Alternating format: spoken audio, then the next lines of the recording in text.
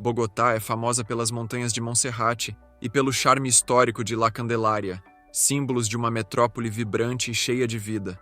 Mas por trás desses cartões postais existe uma realidade bem mais dura. A capital colombiana, lar de mais de 7 milhões e 500 mil habitantes, enfrenta problemas urbanos profundos. Desigualdade gritante, criminalidade crescente, prostituição escancarada, entorpecentes a céu aberto, transporte público caótico e uma corrupção que parece não ter fim compõem o lado sombrio da cidade. Hoje, o Belo Mundo te convida para um passeio pelas entranhas de Bogotá, revelando uma faceta que poucos conhecem, mas que muitos enfrentam todos os dias. Número 1. Cartão postal. Bogotá, a capital da Colômbia, se ergue no alto da Cordilheira dos Andes, a mais de 2.500 metros de altitude. Com um clima ameno o ano inteiro, ruas movimentadas e mais de 8 milhões de habitantes, a cidade parece, à primeira vista, um destino vibrante, moderno e culturalmente rico. Quem vê de fora se encanta com a vista do Cerro de Monserrate, que domina a paisagem como um guardião silencioso. O bairro histórico de La Candelaria, com suas ruas de paralelepípedo e fachadas coloniais, convida turistas a explorar museus renomados, como o Museu del Oro e o Museu Botero. Do outro lado, a Zona T ferve com restaurantes de alto padrão e lojas de grife, enquanto grandes parques como o Simón Bolívar servem de palco para eventos internacionais. A gastronomia também entra no jogo. Bandeja paisa, ajiaco santaferenho e, claro, o lendário café colombiano, considerado um dos melhores do mundo. Tudo isso dá a impressão de uma cidade vibrante, segura e cheia de vida. Mas essa é só metade da história. Atrás dos cartões postais e da modernização, Bogotá guarda uma realidade muito mais sombria, que não aparece nos guias turísticos. A capital colombiana está dividida em 20 localidades administrativas, mas algumas carregam o peso da desigualdade de forma brutal. Muitas dessas famílias, sem dinheiro e sem perspectivas, foram empurradas para bairros periféricos, onde a pobreza e a criminalidade se tornaram parte do dia a dia. A Bogotá que aparece nas fotos de cartão postal é apenas uma face da moeda. A outra, que se esconde longe dos holofotes, é marcada por violência, desemprego e um sistema falido que não consegue atender à demanda crescente de serviços básicos. E esse é apenas o começo do lado sombrio da cidade. Número 2. Raízes históricas. Antes de olhar os problemas contemporâneos, vale entender como Bogotá se formou. Afinal, as raízes históricas explicam muito das dinâmicas que vemos hoje. Antes da chegada dos espanhóis, a região era ocupada pelos muiscas, uma civilização indígena altamente organizada, que chamava esse território de Bacatá. Com a invasão europeia, em 1538, os colonizadores transformaram a cidade no coração do vice-reino de Nova Granada, tornando-a o centro do poder político e econômico. Durante séculos, Bogotá cresceu de forma relativamente lenta, mas tudo mudou no século XX. A cidade explodiu em tamanho e população, impulsionada pela industrialização e principalmente pelos conflitos internos que assolaram o país. A guerra civil, a violência do narcotráfico e os confrontos entre guerrilhas e forças governamentais forçaram milhares de colombianos a abandonar suas terras e buscar refúgio na capital. Bairros inteiros surgiram praticamente do dia para a noite, sem qualquer planejamento urbano, e o caos se instaurou. O resultado?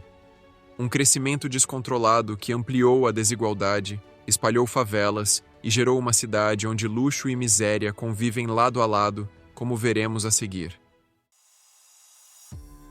Número 3. Números que assustam. Bogotá cresceu, modernizou, se internacionalizou. Mas essa transformação não chegou igual para todos. A capital colombiana carrega um dos piores índices de desigualdade da América Latina. Na prática, isso significa que, enquanto uma parte da cidade desfruta de bairros arborizados, restaurantes badalados e centros comerciais de luxo, outra parte luta para garantir o básico, como água potável e segurança.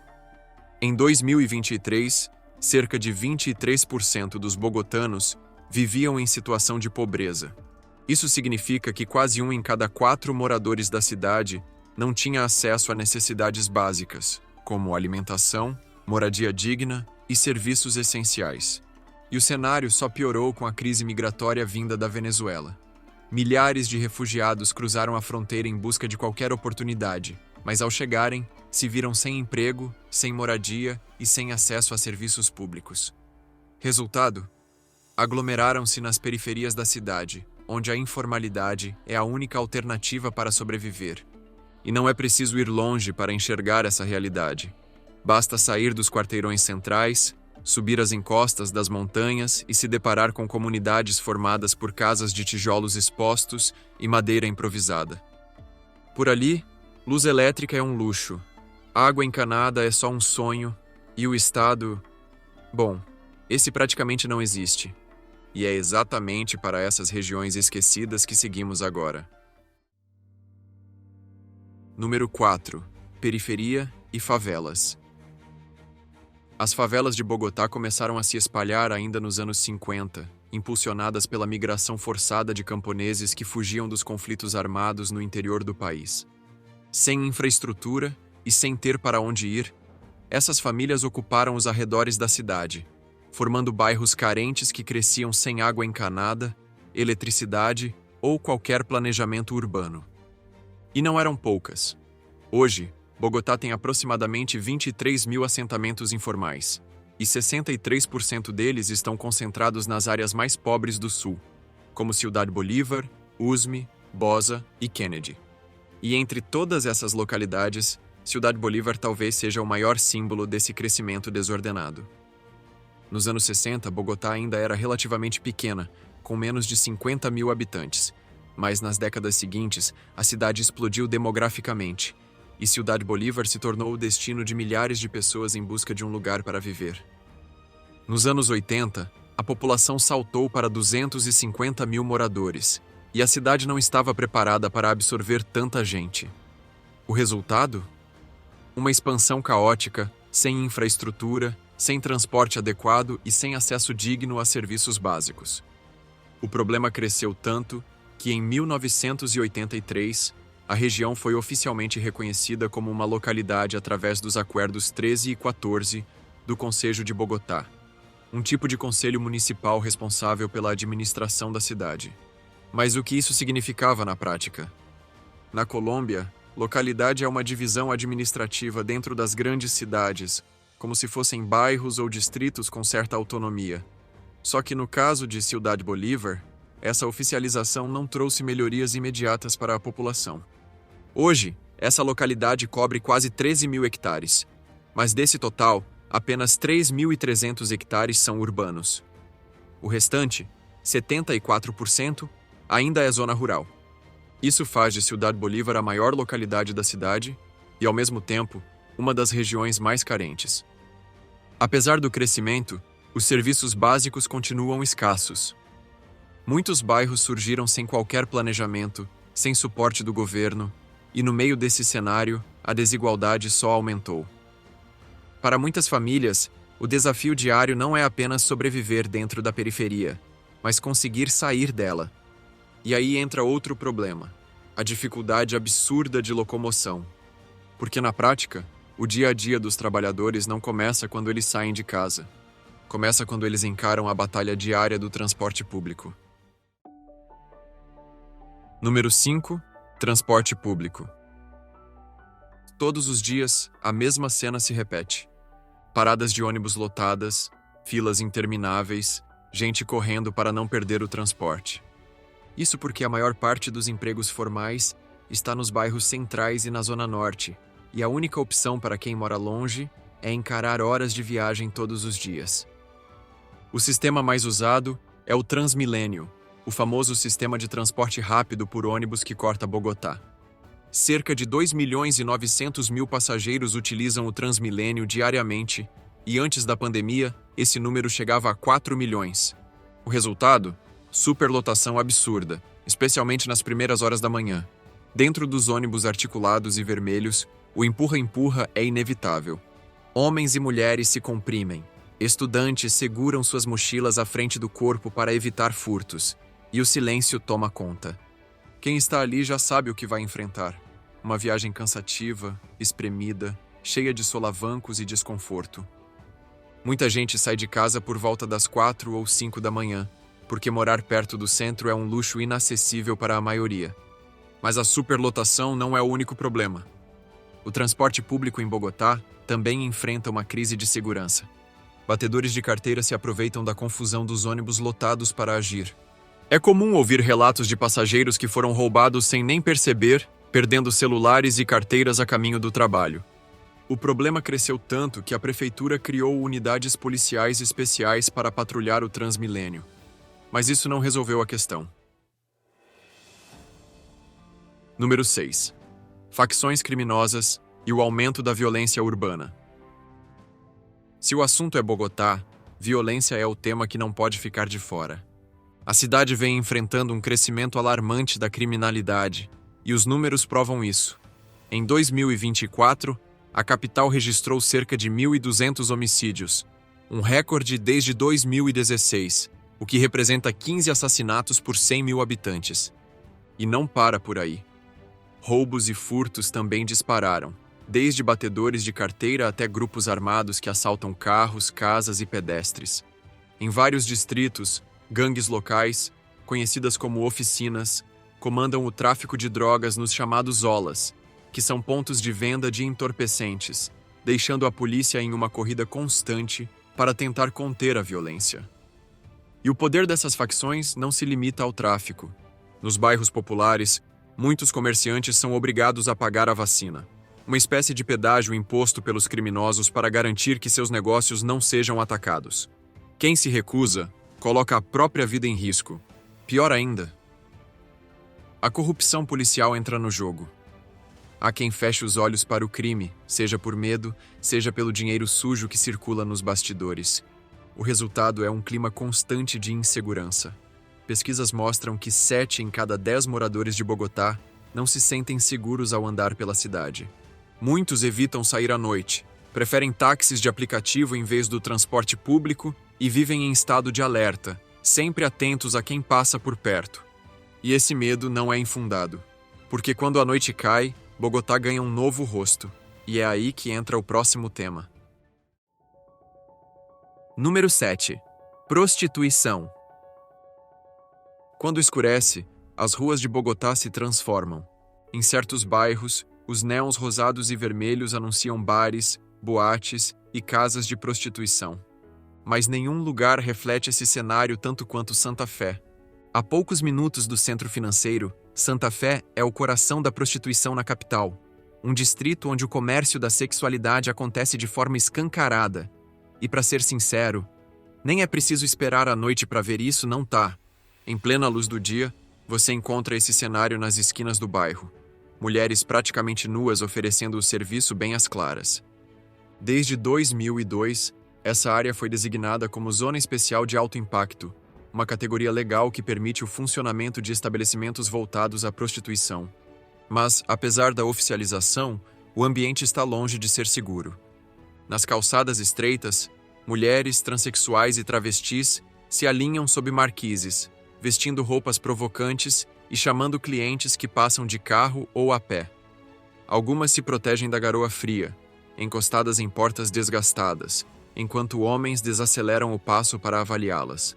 Estima-se que mais de 23 mil mulheres trabalhem na prostituição em Bogotá, com uma grande concentração em Santa Fé, e elas dividem espaço com bares de striptease, hotéis baratos e casas noturnas que escondem negócios ainda mais obscuros. Porque, junto com a prostituição, as drogas também dominam a cena. Nos cantos escuros, usuários consomem bazuco, uma versão da pasta base de cocaína similar ao crack, enquanto pequenos traficantes, conhecidos como jíbaros, circulam vendendo drogas a quem procurar. Para muitas mulheres que trabalham ali, a dependência química é quase inevitável. Algumas recorrem a esse meio para suportar o peso da rotina, tornando-se reféns dos exploradores. E enquanto o comércio do sexo rola abertamente, roubos e assaltos também são frequentes. A sensação de perigo se estende até o transporte público. Há relatos de que linhas do Transmilênio são alvos frequentes de oportunistas, que entram pedindo dinheiro ou furtando passageiros desatentos. Embora o governo tenha feito tentativas de reabilitação da área, como a conversão do antigo prostíbulo El Castillo em um centro cultural para atender população vulnerável, a verdade é que Santa Fé continua refém de uma mistura perigosa de crime, miséria e exploração sexual. E a prostituição não é o único problema que domina as noites de Bogotá. Número 8. O submundo das drogas. Quando a madrugada avança, Bogotá revela seu lado mais sombrio. Em certos bairros, como Los Mártires e o Centro Histórico, o controle praticamente passa para as mãos do crime organizado. E até pouco tempo atrás, existia um lugar que simbolizava esse caos: El Bronx. Até 2016, o Bronx era considerado o pior antro de drogas de Bogotá, uma verdadeira terra sem lei, protegida por quadrilhas armadas e localizada a poucos quarteirões do Palácio Presidencial. Cerca de 3.000 pessoas circulavam diariamente pela área, entre usuários, traficantes e moradores de rua. O cenário era de filme de terror. Pessoas fumando pedra dia e noite, crianças vivendo entre agulhas e lixo, enquanto os Saiyajines, segurança dos traficantes, mantinham a ordem à força. O Bronx também era cenário de execuções brutais. Quem desrespeitasse as regras do local podia acabar na casa de pique, um prédio usado para tortura e desmembramento de inimigos. Por anos, a polícia hesitou em entrar no Bronx, até que em maio de 2016, uma operação com mais de 2.000 agentes invadiu o local. Foi praticamente uma guerra. Helicópteros, granadas atordoantes, dezenas de prisões. Em questão de horas, o Bronx caiu, e 23 dos 62 prédios da região foram demolidos. Mas, se o Bronx desapareceu, os problemas apenas se espalharam. Os traficantes não sumiram, apenas migraram para outros bairros. Hoje, Bogotá convive com diversas olas espalhadas pelo centro. Em certas áreas, basta uma volta pelas ruas para ver viciados curvados sobre cachimbos, becos escuros tomados por traficantes e esquinas onde dependentes rondam em busca da próxima dose. E esse novo cenário trouxe uma onda de criminalidade. Após a queda do Bronx, o número de homicídios seguiu em alta, muitas vezes ligados a disputas do tráfico que continuam aterrorizando Bogotá. Afinal, os chefões caíram, mas o mercado segue vivo. Número 9. Por que a situação é tão difícil de mudar? Se tem uma palavra que aparece sempre quando se fala sobre os problemas de Bogotá, essa palavra é corrupção. Os desvios de dinheiro atrasam obras, impedem melhorias na infraestrutura e travam projetos sociais. Além disso, o poder do crime organizado contamina até a classe política. Com tráfico de drogas, exploração sexual e grupos paramilitares, não é difícil imaginar como algumas decisões são influenciadas nos bastidores. E ainda tem o legado de décadas de guerra interna. Muitos colombianos cresceram sem oportunidades de estudo ou trabalho. Sem saída, acabam caindo na criminalidade ou em situações de exploração. O que Bogotá precisa não é apenas de polícia nas ruas, mas de projetos de longo prazo: educação, trabalho, infraestrutura. Mas, enquanto o governo troca de mãos e cada administração quer deixar sua grande obra, a população continua esperando por mudanças que nunca chegam de verdade. E enquanto isso, a cidade segue dividida entre progresso e caos. E por hoje ficamos por aqui. Mas agora me conta, o que mais te impressionou? Foi descobrir que Bogotá já teve um território dominado pelo crime a poucos quarteirões do Palácio Presidencial? Ou que milhares de pessoas ainda enfrentam horas espremidas no transporte público todos os dias, enquanto a desigualdade cresce sem freio? Seja como for, essa cidade tem um lado que poucos conhecem. E a gente tá aqui para mostrar tudo. E claro, se curtiu esse conteúdo, já sabe o que fazer. Se inscreva aqui no Belo Mundo, ativa as notificações e deixa aquele like para ajudar a gente a continuar trazendo histórias que ninguém te conta. Muito obrigado por nos acompanhar até aqui e até a próxima aventura.